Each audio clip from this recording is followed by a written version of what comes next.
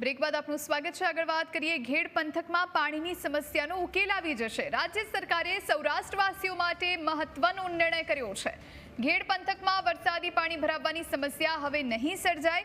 ઘેડ પંથકમાં પાણીના નિકાલ માટે 11 પ્રકારના કામો હાથ ધરવામાં આવશે।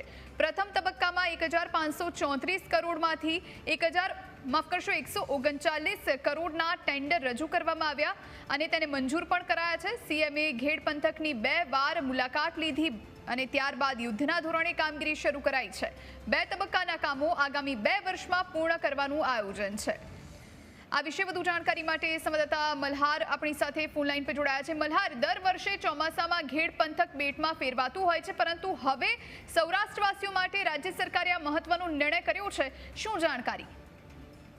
ચોક્કસથી જોઈ નજર કરવા જઈએ તો જે રીતે સૌરાષ્ટ્ર પંથકવાસીઓ માટે રાજ્યના મુખ્યમંત્રી જે છે તે મહત્વનો નિર્ણય કર્યો છે, કારણ કે જ્યારે પણ ચોમાસામાં વરસાદ થાય ત્યારે ઘેડ પંથકની અંદર જે છે તે પાણી ભરાઈ જતા હોય છે અને ખેડૂતો અને સ્થાનિક રહેવાસીઓને ભારે હાલાકીનો સામનો કરવો પડતો હોય છે। પરંતુ હાલાકીને દૂર કરવા માટે જ સ્થાનિક ધારાસભ્યો સહિત કાર્યકર્તાઓ અને સ્થાનિક રહેવાસીઓ જે છે તે રાજ્યના મુખ્યમંત્રી અને રાજ્ય સરકારના પાણી પુરવઠા મંત્રીને વારંવાર રજૂઆત કરી હતી। આ રજૂઆતના ધ્યાને હવે રાજ્ય સરકારે જે છે તે ઘેડ પંથકમાં ભરાતા પાણીના કાયમી નિકાલ માટે જે છે તે 1534 કરોડનો કામો જે છે તે મંજૂર કર્યા હતા, જેમાં પ્રથમ તબક્કાનું કામ એટલે કે રૂપિયા 139 કરોડનું જે ટેન્ડર જે છે તે મંજૂર કરી દેવામાં આવ્યું છે। લગભગ અલગ અલગ કંપનીઓ જે છે તે આ ઘેડ પંથકની મુલાકાત લીધી હતી અને મુલાકાત દરમિયાન કઈ રીતે બ્રિજ બનાવવા, કઈ રીતે પાણીને ઘેડ પંથકમાં આવતા રોકવું,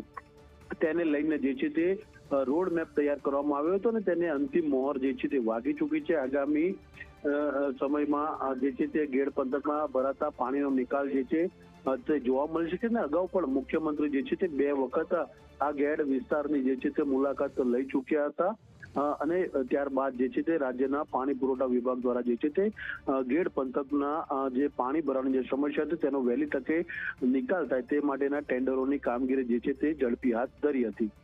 મલ્હાર, આભાર આપનો જાણકારી આપવા માટે।